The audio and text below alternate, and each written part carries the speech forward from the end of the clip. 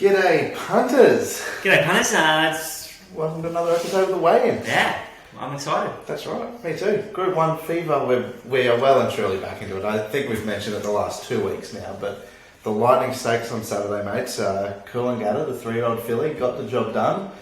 Nature Strip, jury's out, I think we need to forgive him. I would say so. We have to give him another chance. We have to give him one run. He was super in the Everest prior to the spell, so returning over 1,000 metres, he sort of half wanted to get keen.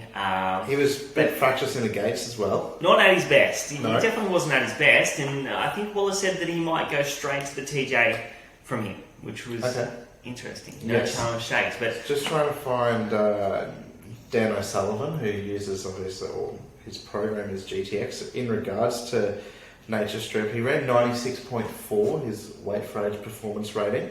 That's his lowest rating. This is his tweet. That's his lowest rating since 95.2 in the 2020 Lightning Stakes. He rebounded off that to run 109 second up in the challenge, beating Rosehill. So okay, interesting. Yeah, I would have said that was a very low. Yes. WPR. Yeah, WPR. So many letters. WPR. Yeah, WPR. TLU's the only 3 letters that really matter, but that's right. But yes, I wish I win, mate. He was super. I think he had the fastest last 6.4 and 2 of the meeting there at Flemington, and sort of stamped himself as a genuine Newmarket hope. Yeah, he went super. 1,000 metres was going to be short of his best, but he was well in the market. I think he started about a 10 to 1 chance. So got back to last, and as you said, those sectionals were outstanding. He's going to relish getting into 1,200 metres. I'd suggest that there's a few Everest slot holders that have maybe got him on their radar. So outstanding performance. I think he's a very good horse, and I'm excited to see what they do with him next. Yeah, me too. It'll be, I think we're in for a big autumn for a few of these good horses. But, mate, this weekend ahead, we've got 5 big Group 1 races coming up. Of course, in Sydney, there's the Chipping Norton and the Surround, which will feature, I suppose, probably 2 of the best horses in the country. Certainly 2 of James Cummings' best horses, Animo and In Secret. And then down in Melbourne, Jay Cummings got the favourite in the Blue Diamond as well in Barber. We've got the Futurity with Alligator Blood on Thunderstruck, Mr. Brightside. It's like a little mini Cox plate. And then the other one, the Oakley plate for the exciting stuff. I'm excited to see acceptances. Blue Diamond's going to be an interesting race. No real standouts. No, even bunch. They said that horse of Snowden's is down there. Don? The Don, the Don's down there. Good. Yeah. Steel City. She might be sweating on a run. Oh, is that the case? Yeah. Okay. Yeah. Well, yeah, she'd have to be right up there for me. I think so. I think she's favourite. She's sort of half. Just she's got better with each of her runs, and to run. She went very good behind that English Millennium winner. Yep, learning to fly. Yeah, she went good behind her. So, interested to see if she gets into the field. The Oakley Plate's going to be a cracking race. I haven't even had a look at the nominations, but it always is a cracking race. Big fields, handicaps. I love handicaps. And then Sydney, yes, Animo's the best horse in the country, so I'm excited to see him go around in the Chipping Norton. In Secret, the best 3-year-old filly in the country, so excited to see her go around in the Surround. She's only going to get better at 1,400 metres. I thought it was a soft win first up, so bring him on. Bring him on, that's right. We won't dwell too much, or we won't look too much into the Group 1s ahead this weekend, because of course we're going to go toe-to-toe with one another on Locked In, I believe, on Thursday night. So, can't wait. That's going to be great. I'm excited to do the form for all these big Group 1s. I guess we're going to be doing 5 races. I guess so, we've got my old man coming on, so Malcolm Johnston coming on the show. It's going to be good. He's rode. I know he's rode an Oakley Plate winner. So he's rode. I would have said he would have rode all of those winners in his time, but we might have to go back and definitely Oakley Plate winner. Do you remember the horse? I think with me. With me might want to know. Could be the omen for this weekend with I Am Me, one of the favourites. Could be. I'll just go. I'd like to get into the history of the Oakley Plate to have a look at the winners, but I think With Me won about 1980 or something like that. Oakley Plate. Oh, my Might be wrong. Oh yeah, 1991 with me. Geez, that would have been one of his last Group 1 winners, I reckon. Yeah. There you go. Yeah. Fitting then. Yeah. So there's something to look forward to, punters. That'll be good fun. I'm going to just tell a story. I think he got suspended out of the meeting because he flattened a horse called Good Old Ted or something like that. I think he landed fourth one out. Fourth pairs back? No. Fourth one out. So one pair back and one off the fence, and he drew like 19 or something. So I think he flattened a few in there. A little bit of a car crash to get there. Yeah, who knows? But how you got there. History, mates. But the weekend that was, in Sydney, there was no Group 1 races, but we saw the Hobartville Run of One, Aft Cabin. I don't know whether you can say Bubble Burst. I've got an opinion on the horse that there was no bubble in the first place. Some people touted him as the best 3-year-old in the country. Spare me. Well, he's right up there in my opinion. He's got to be right up there. This is the way he travelled into that race first up. I do think that the margin between like the horses that finish behind him are always going to be shorter this time around because Osipenko is going to land closer to him. Probably Zoo Tiger was going to be in front of him this time, and we thought that he'd be in front of him first up. But just the way that he travelled into the race first up and he let down and he put him away, he looked like a really good horse, and he is a really good horse. Oh, definitely. The races, it probably didn't go as quickly as I expected it to go. Like just watching it, I thought they went a lot quicker than they actually did on the sectional times. But he went well. He had to do plenty of work. They punched up inside him and made him do a little bit of work to get outside the lead. But yeah, he was beaten a long way out. I know we can sort of be forgiving of the margin because they chopped him out late. But yeah, he has to rebound from that. Definitely. It probably, in terms of a futures betting perspective, of course, the Randwick Guineas, all those horses, it's the natural progression onto the Randwick Guineas. He was like about $1.75, $1.80 favourite in that race following his first up win. So I'm just trying to find a market now. I think he's still favourite. He's still favourite. He's $3.70 with Boombet. Okay. Osipenko $4.60, Zoo Tiger $5.50, and Matcha Latte. Who do you want to start there? Yeah, we can start there. I don't think that's his race. Matcha Latte, no. I think he's got a better grand final in 2 weeks' time. I think the Rosehill Guineas is go, but I don't think the Randwick Guineas is his race. But I thought he was outstanding. He was first up there when most of those other horses had a run under their belt. So he was first up 1,400 metres. On the back of a really good trial too. Trial well, did he? Very well. I thought his first up effort was outstanding. He was really strong on the line. Probably the ride won the race for Osipenko. It was a great ride by Nash, finding sort of Aft Cabin's back. Zoo Tiger made Aft Cabin work a little bit, and then the gap opened up. So Nash saves the ground and wins the race. Great ride. Good ride by Abdullah on Zoo Tiger as well. And this horse first up has gone super. He's probably only got beaten half a length. He's closed really well. He can only improve. I think 1,600 metres probably second up. It could potentially be a flat one. I think the goal is probably going to be the Rosehill Guineas. 2,000 metres, that's sort of going to be his race. He can race on speed, make his own luck. It's always advantageous to be on speed at Rosehill. So, I think that's his race. I think he went outstanding first up, and I think he can get a Group 1 this preparation.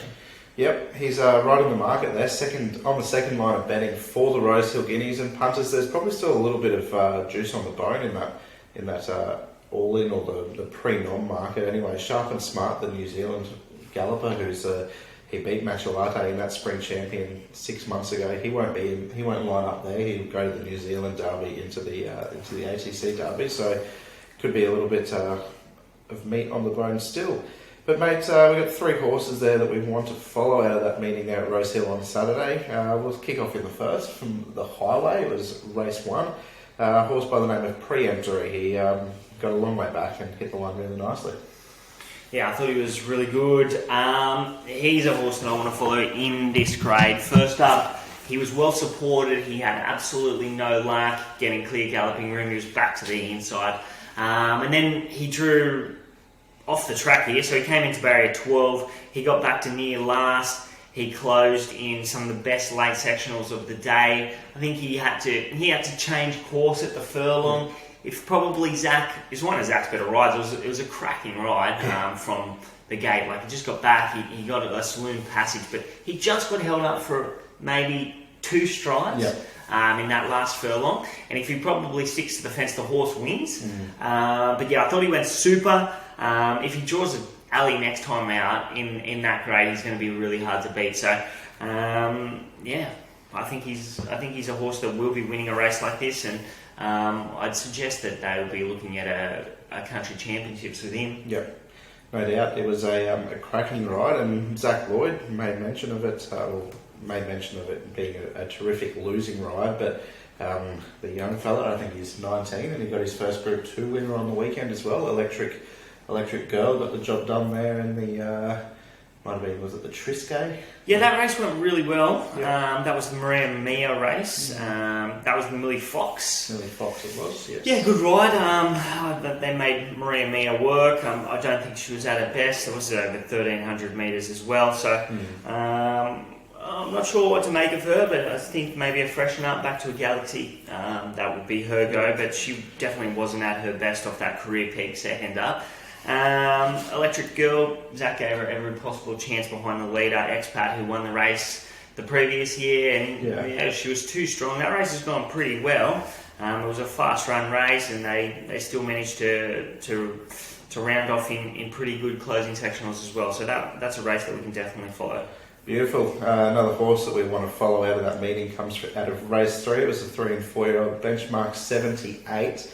I suppose the owners, the connections of this horse, Party for One, and no doubt her loyal followers will know exactly what we're talking about. This horse just doesn't get luck sometimes. So she probably could have won 2 or 3 more races than what she has, and there's every reason to believe that she still has those 2 or 3 races up her sleeve to be won. Yeah, she's gonna win her fair share of races. She just needs to start. It hasn't been her fault, but a few things need to go her way. This race has just gone outstanding. They've gone even to the 6, and then they've just zipped home. She's produced the best last 4 and 200 metres of the day. She had every possible chance here. The winner just travelled into the race really well, let down well. That was off a midweek win. Insurrection has gone well as well. I was pretty keen on him winning. He had the second best last 200 metres of the day. He was probably just held up a stride or 2 there. Wouldn't have matched the winner, but he's a horse that can be followed. I thought Hypothetical also went well here. Set a strong speed, kept going, was first up, and Billion Dollar Baby's the other one that I want to follow out of the race. Got back from a wide draw and closed really nicely. But Party for One, if I'm going to take one horse out of the race, I'm going to take her out of it. She was only second up. She can go to 1,200 metres next start in similar grade and be very hard to beat. This is a race that you can just basically back every horse out of it at the next start. Beautiful. Billion Dollar Baby. She's been one of mine for a while. Of course, she's her dam is Shrikandi, the Stradbroke winner. She might not reach those heights, but hopefully she can win another race or 2. Yeah, I think, did Pikey win on her last preparation? Yeah, I think so. Pikey, yeah, it was a great, I think it was a great ride like in the midweeks, around with Kenzo or something like that. Yeah, first up on a Wednesday, I think it was. Well, Shrikandi, mate, a Stradbroke winner. We go to race 10 at Rosehill on Saturday. Horse you want to follow, Kiss Some.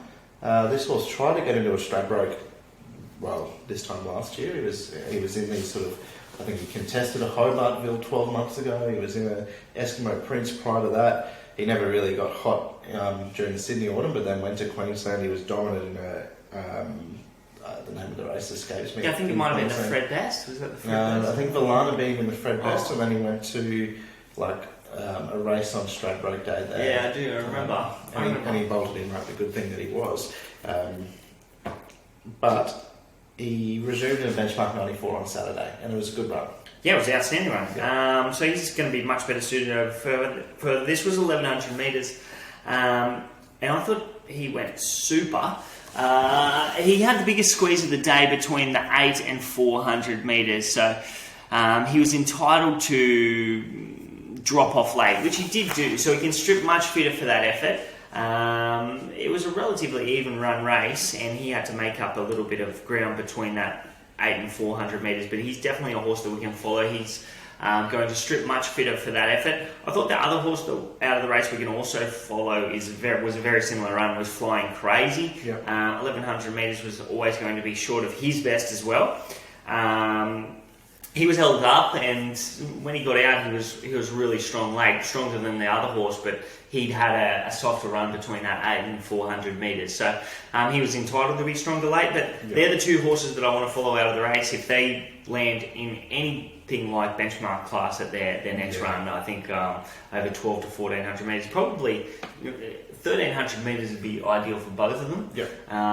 But they might have to jump to 1400 metres, just pending them finding a race, because there's probably not too many 1300s around. Yeah, both very similar horses too in terms of races they've contested and probably races that they should be targeting as well. Like, no doubt Queensland, Flying Crazy, he was a winner of the Daybreak Lover there in April at Eagle Farm 12 months ago. For those playing along at home, the race that kissed someone was the Gunsynd Classic. Gunsynd, yes. Over the mile, he beat Battleton that day. But you'd imagine Queensland on the agenda for them as well. The winner in that race, Andermatt, impressive, a little bit disappointing in terms of members only. We were kind of on weather watch all day, hoping that there'd be a little bit of a storm around to make him a bet. And maybe in hindsight, I should have just backed him. It should have been a bet, but he's another horse that, that Queensland Carnival, it's he could be right onto that. They were talking Everest at one point for a horse like Andermatt. So if it's a wet track, he'd measure up in plenty of races. But I thought it was going to get to a good 3. We didn't get to a good 3, it stayed a good 4. He was really good second up. Just that first up run on a good 3 at Sandown, where he sort of he started just very lackluster, wasn't he? Really? Yeah, very tight in the market, and he didn't go on with the job. Then got back to a good 4, and I thought he was really good from the back. So it just was in my mind that the good 3 was not going to be in his favour, but we didn't get there. Apparently, there was a bit of rain about.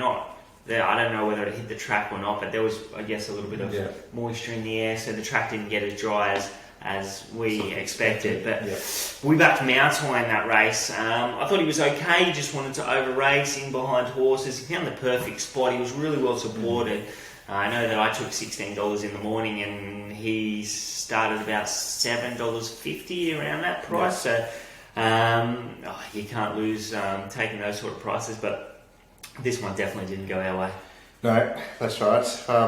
Disappointing, but anyway, we move on. We're punters, so you got to take the wins with the losses with the wins, I suppose. But mate, for those that have been out there following this podcast for a little while, there's a few horses that I suppose your black book's starting to thicken up a little bit, and 2 horses that are probably really big chances of winning this weekend that are currently in early markets. One of them is Spacewalk, who's your early favourite in the Zenith Stakes there down at Sandown. He's come up favourite for that race. He was a winner last start. He beat the strategy that day, unfortunately, but for the followers at home of the Weigh In, hopefully he can get the job done again on the weekend. Yeah, he's a nice horse, this horse. He did a bit wrong last start, and he wanted to over-race. He landed outside the lead, I think. I think Zach was on him that day, and he just raced away. He was really way too strong late. I think Reece Jones. Yeah, it was Reece Jones. Oh, yeah, because Zach's been off. But I knew they claimed on him. He got down to like 51 kilos. The horse we backed was Destination. He loomed to win there. He was the weighted horse in the race. But Spacewalk, he was just too strong. I thought there was potential that they might land in an Oakley plate or a race like that. But I'm not sure if he's even in the nominations for the Oakley plate. But he's going to be hard to beat wherever he lands on Saturday. He's a horse that I definitely want to follow. Yeah, absolutely. I'd say he goes to a Zenith now. You could be looking, I'm pretty sure it's 1,200 metres. You could be then looking at even back to a Galaxy or a TJ Smith, and then of course that other race that we've mentioned, the Arrowfield Sprint for the 3-year-olds. Well, they might think he's a Stradbroke horse too. Yeah, well, I personally think he'd be the ideal Doomben 10,000 horse. Yeah, we'll find out. I might get on the phone to James. Yeah, let him know your thoughts. I'll CC the shape. Well, I got the blue hat on today, You so got the blue hat. yeah, I'm with those horses for sure. I suppose the other set of silks that are, you got the royal blue and the famous Cerise, the all Cerise fangirl. Oh, She's the other one that comes out of the black book from a couple of weeks ago after her first up third behind Animo there in the Apollo Stakes. She's in the Chipping Norton this weekend. She's nominated against Animo again, but she's also favourite for the Guy Walter. Fillies and Mares 1400. Gee, should be very, very hard to beat there if the track stays dry. Yes, she just dry track is the key to her. Her running the Golden Eagle was outstanding. We've seen the return of I Wish I Win. So the form out of that race is very good. She was very good first up. She got back from the wide draw. Just actually no, she didn't get back from the wide draw. She drew okay, but they were negative on her. They were negative on her. Yes. And usually, like when Chris is ready, when Chris has got a horse ready from a low draw, they get a dig. So I wouldn't say that she's going to be wound right up here, but if they land in the Guy Walter, I'd suggest that she's going to be ready to win, because if they go to the Chipping Norton, nobody's going to expect her to win. She'll probably just flop out the back and run on again for a Doncaster. But if they go to the Guy Walter, they think that they can probably win the race. So it's all dependent on where she lands on Saturday, but she's going to be very hard to beat. It could be a bit of an indication of maybe what they're doing with the rest of the preparation as well. Between, I imagine the Doncaster's the end goal for a horse like her. Doncaster's the end goal. But maybe that's you might be right, because Guy Walter, Coolmore, it's a nice little progression there. As opposed to maybe going Chipping Norton into a George Ryder or a George Ryder or George Main? George Ryder this time. George Ryder. Yeah. So it'd be interesting. So they're the two that are out of the black book. Anything else to add, mate? There's no black book is going around midweek that we need to know about? No, I didn't see any black bookers in midweek, so they're the ones we're going to worry about. But once we get acceptances through, might do a post. Because we might actually have a few runners from the Weigh In this week, the Weigh In plug. I think we could. But so we'll do that. If you want to join members only, you can do so. We had a winner yesterday, which was nice. It was nice to get back on the board. It's been a tough week, but we've put up winning numbers for several years now, and we had a good month in January. So looking to bounce back and have a successful February. We were good. We had a good Lightning Stakes Day Punters Club. That was outstanding. Djumbuck.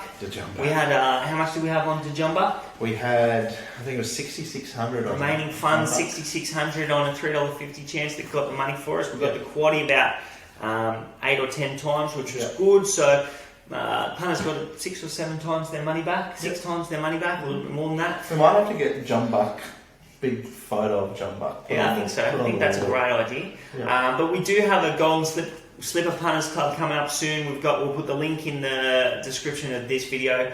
That's going to be a cracking day. It's on the 18th of March. We've got DJC and Walk coming up. You and I will be here. Woodhead will be here. We'll all be here. We'll all be on this lounge. We'll all be cheering on a few winners. It's going to be a great day. Hopefully we can back plenty of winners. Hopefully the strategy kicks ass that day, and hopefully Walk and DJC kick ass for the punters. But that's going to be a massive day, so get involved. We've got the chat live from the Golden Slipper Punters Club. Once you pay your entry into it, jump in the chat. Get added into the group chat. You can start giving DJC and Walk a bit of a rev up. That's right. That's it. Because there'll be winners galore. You've got Cutest Jewel Day up here. I think as a Queenslander, Cutest Jewel Day that trumps Golden Slipper and All Star Mile. The $500,000 race at Doomben. Hello. Definitely. But it's just right across the country. Cracking day. So get involved, punters. There'll be live videos. We might try and run a few. I don't know if we can run a few comps throughout the day as well for those involved, and just I think we can make a day out of it. Right, thanks punters. Thanks for joining us, and have a great week on the punt. Good luck out there. Yeah, good job, bro.